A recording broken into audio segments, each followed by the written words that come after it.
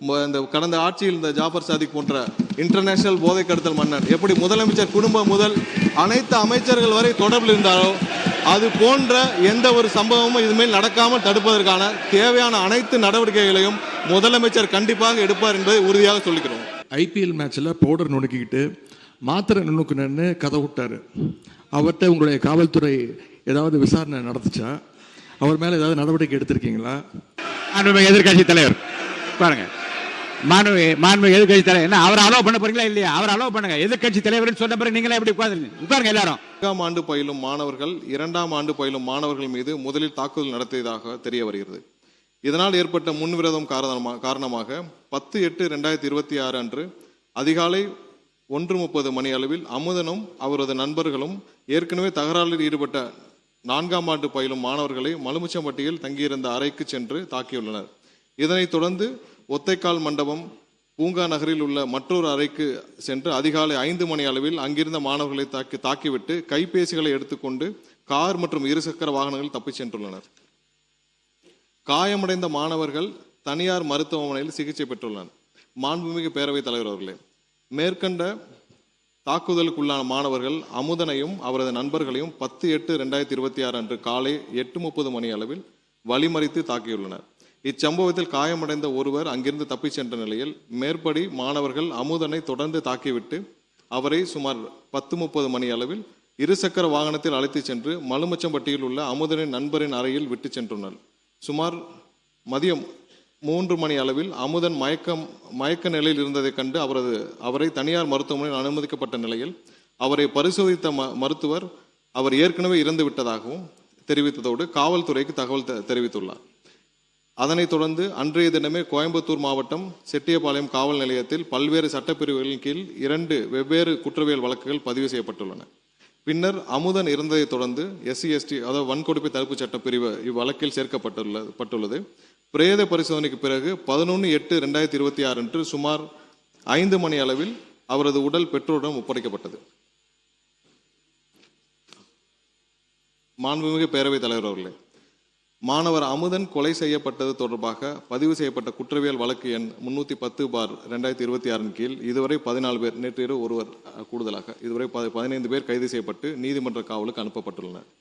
மேலும் அமுதன் உள்ளிட்டோர் சக மாணவர்களை தாக்கியது தொடர்பாக பதிவு செய்யப்பட்ட குற்றவியல் வழக்கு எண் 309/2026 கீழ் 2 பேர் கைது செய்யப்பட்டுள்ளனர். காவல்துறையினரின் தீவிர விசாரணையின் அடிப்படையில் 9/8/2026 அன்று ஏற்பட்ட இரு குழுக்களுக்கிடையிலான பழிவாங்கும் நோக்கிலான தாக்குதலை அமுதனின் மரணத்திற்கு வழிவகுத்ததாக என்று தெரிய வந்துள்ளது.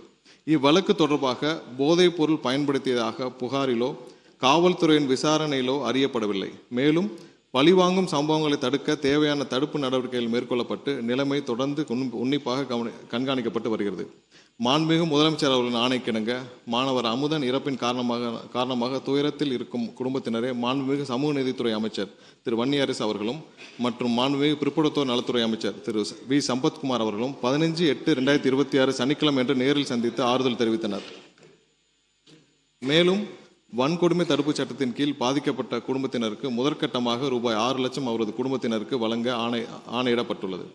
மாண்புமிகு பேரவைத் தலைவர் அவர்களே, இந்த வழக்கை பொறுத்தவரை போதைப் பொருள் பயன்படுத்துவதை பார்த்து காவல்துறையிடம் புகார் அளித்தவர்களின் விவரங்களை காவல்துறையினர் சம்பந்தப்பட்ட நபர்களும் தெரிவித்ததாகவும் அதன் காரணமாக புகார் அளித்தவரை சரமாரியாக தாக்கப்பட்டு உயிரிழந்ததாகவும் எதிர்க்கட்சி உறுப்பினர்கள் தெரிவித்துள்ளபடி எந்த ஒரு சம்பவமும் இவ்வழக்கில் நடைபெறவில்லை என்பதை தெளிவுபடுத்த விரும்புகிறோம்.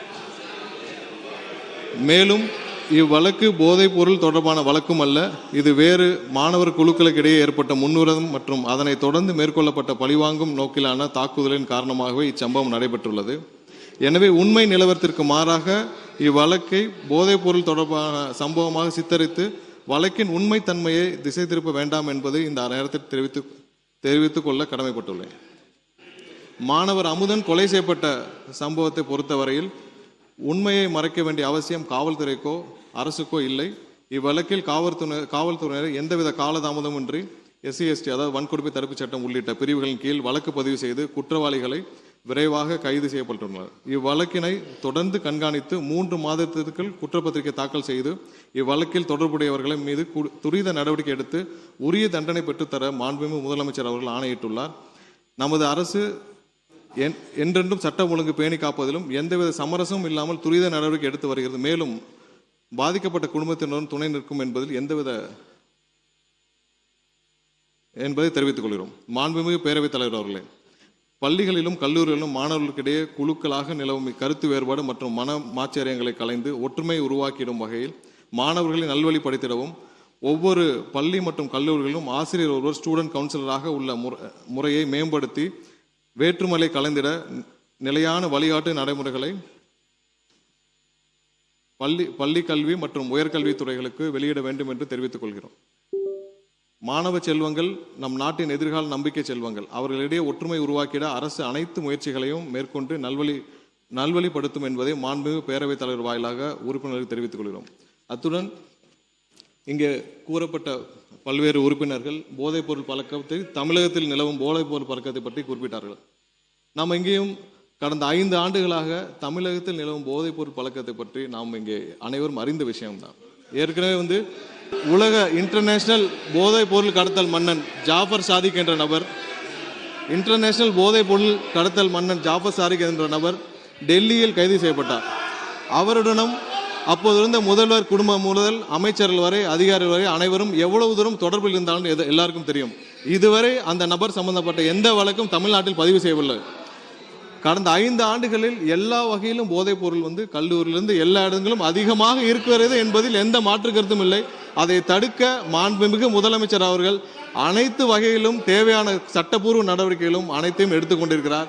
நமது அரசின் கொள்கையும் போதைப் பொருள் அனைத்து வகையிலும் கட்டுப்படுத்த வேண்டும் என்பதுதான் முதலமைச்சருடைய முக்கிய கொள்கை.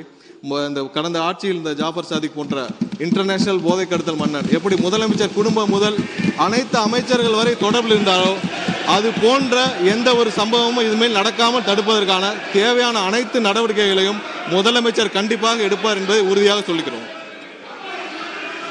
எதிர்கட்சி தலைவர் பாருங்க, மாண்புமிகு எதிர்கட்சி தலைவர் என்ன அவர் அலோவ் பண்ண போறீங்களா இல்லையா? அவர் அலோவ் பண்ணுங்க. எதிர்கட்சி தலைவர் சொன்ன பிறகு நீங்களே எப்படி உட்காருங்க, எல்லாரும் நீங்க பேசுங்க, மற்றவங்க எல்லாம் உட்காருங்க. எதிர்கட்சி தலைவர் என்று நான் சொன்ன பிறகு அவர் கட்சியை சேர்ந்து நின்று கொண்டு இப்படி செய்வது சரியல்ல. நீங்க மட்டும் பேசுங்க. மாண்புமிகு பேரவைத் தலைவர்களே, நம்முடைய அமைச்சர் அவர்கள் சம்பந்தப்பட்ட ஒரு நபரின் பெயரை சொல்லி இங்கே குறிப்பிட்டு பேசியிருக்கிறார். அந்த சம்பந்தப்பட்ட நபர் மீது அப்படி ஒரு குற்றச்சாட்டை எழுந்ததுமே எங்களுடைய தலைவர் அவர்கள் உடனடியாக அவரை கைது செய்து அவரை என்னுடைய கட்சியிலிருந்தே உடனடியாக நீக்கிவிட்டோம்.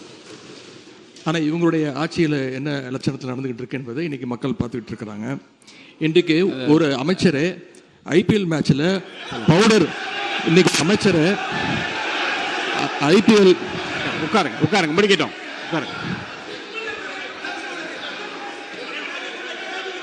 அவங்க குற்றச்சாட்டு வச்சா நான் குற்றச்சாட்டு வைப்பேன். எதிர்கட்சியில் ஒன்று சொல்கிறேன். உங்களுக்கு பேசுவதற்கு நான் அனுமதி அளிக்கிறேன். நியாயமான கருத்து எதிர்கருத்து இருந்தால் நான் சொல்ல அனுமதி அளிக்கிறேன். ஆனால் உங்கள் கட்சியை சார்ந்தவர்களை நீங்கள் பேசி அப்படி நான் உட்கார அமைச்சர் இருங்க, அமைச்சரை நான் உட்கார சொல்லிவிட்டேன். இல்லை ஒன்று இல்லை, திரும்ப ஒன்று சொல்லுகிறேன். ஒரு கட்சியை சார்ந்த ஒரு நீங்கள் என்ன மாநில உறுப்பினர் ஆஸ்டின், நீங்கள் அவருக்காக உங்கள் எதிர்கட்சி தலைவருக்காக பேசுறீங்களா? உட்காருங்க. நீங்கள் அவர் தான் உட்கார சொல்லிட்டேன்ல, நீங்கள் பேசக்கூடாது. உட்காருங்க. ஆஸ்டின் சார் உட்காருங்க. நீங்கள் மாநில உறுப்பினர் ஆஸ்டின், உங்களுடைய கட்சியினுடைய தலைவர், நீங்கள் எல்லாம் மதிக்க வேண்டிய, நான் மதிக்க வேண்டிய எதிர்கட்சி தலைவர், அவருக்கு நான் வாய்ப்பு கொடுத்துருக்கிறேன். மாண்புமிகு சட்டத்துறை அமைச்சர் எழுந்த உடனே உட்காருங்கள், பதில் சொல்வார் என்று சொல்லுகிற போது நீங்கள் எல்லாரும் எழுந்தீங்கள் என்றால் அப்போ உங்கள் தலைவருக்கு என்ன மதிப்பு இருக்கிறது? மாண்புமிகு எதிர்கட்சி தலைவர், நீங்கள்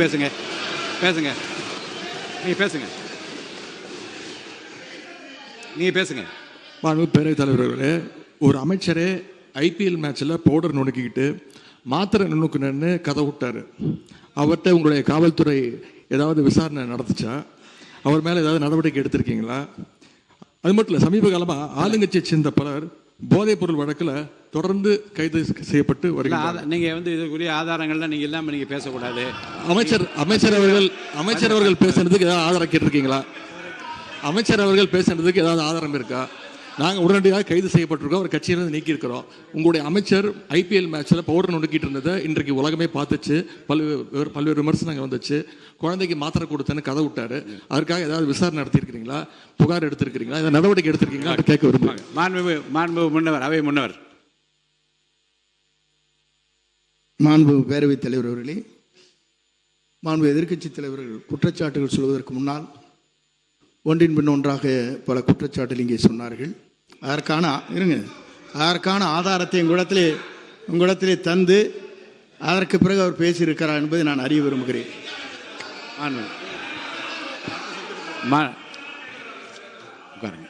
மாண்புமிகு சட்டத்துறை அமைச்சர். மாண்புமிகு பேரவைத் தலைவர்களே, நான் குறிப்பிட்ட அந்த போதை கடத்தல் மன்னன் ஜாவர் சாதிக் சம்பந்தப்பட்ட எந்த பெயரையும் நான் சபை நாகரிகம் கருதி சொல்லவில்லை. அதே நேரத்தில் அந்த வழக்கில் ஒன்றிய அரசு டெல்லியில் பதிவு செய்யப்பட்ட வழக்கு தான் தவிர்த்து இங்கே எந்த வழக்கும் பதிவு செய்யப்படவில்லை. அவரை காப்பாற்றும் முயற்சியாக நடந்தது. இவர்கள் தேவைப்பட்டால் யார் யாருடன் எந்தெந்த வகையில் புகைப்படம் எல்லாம் அப்போது சமூக வலைதளத்தில் எல்லாத்திலும் வெளியானுச்சு. சபை நாகரிகம் கருதி நான் அதை வெளியிடவில்லை, யாருடைய பெயரையும் குறிப்பிடவில்லை. அதை அவர்கள் இத்தோடு நிறுத்திக் கொண்டால் நல்லது. கண்டிப்பாக நம்மளுடைய அரசு எந்த வகையிலும் போதைப் பொருள் கடத்தலை தடுக்கவும் போதைப் பொருட்களை தடுக்கவும் தான் முதலமைச்சர் உத்தரவிட்டுள்ளார். இல்ல இந்த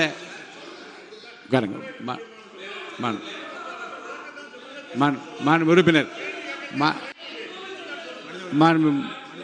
மனிதவளத்துறை அமைச்சர் அவர் சொல்லட்டும், அவரை பத்தி சொன்னதுனால சொல்லட்டும். மனிதவளத்துறை அமைச்சர். மாண்புமிகு பேரவைத் தலைவர் அவர்களே, அதாவது ஸ்டேடியம்ல இருந்து இந்த மாதிரி நடந்ததுக்கான விளக்கத்தை ஆல்ரெடி அளித்தாச்சு. அதுல அவங்களுக்கு பல்வேறு முரண்பாடுகள் இருக்கலாம், பல்வேறு கருத்துக்கள் இருக்கலாம்.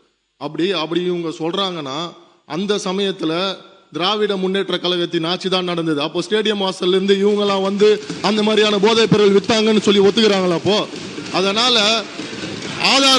ஆதாரம் இல்லாமல் விளக்கம் கொடுத்ததுக்கு அப்புறமும் தேவையில்லாத பேச எனக்கு கூட தான் வந்து இப்ப செய்திகள்ல நீங்க சொல்லக்கூடாதுன்னு சொல்றீங்க. என்னோட அதாவது என் துறையை சார்ந்த கிட்டத்தட்ட அரசு வேலை கொடுக்கறதா சொல்லி 888 கோடி ஊழல் பண்ணிருக்காங்க. எனக்கு பல்வேறு முரண்பாடுகள் இருக்கு. அதனால விளக்கம் அளித்ததுக்கு அப்புறம் அது மாதிரி தேவையில்லாத விஷயங்களை கருத்துக்களை தெரிவிக்க வேண்டாம் என்றது பேரவை வாயிலாக நான் தெரிவித்துக் கொள்கிறேன்.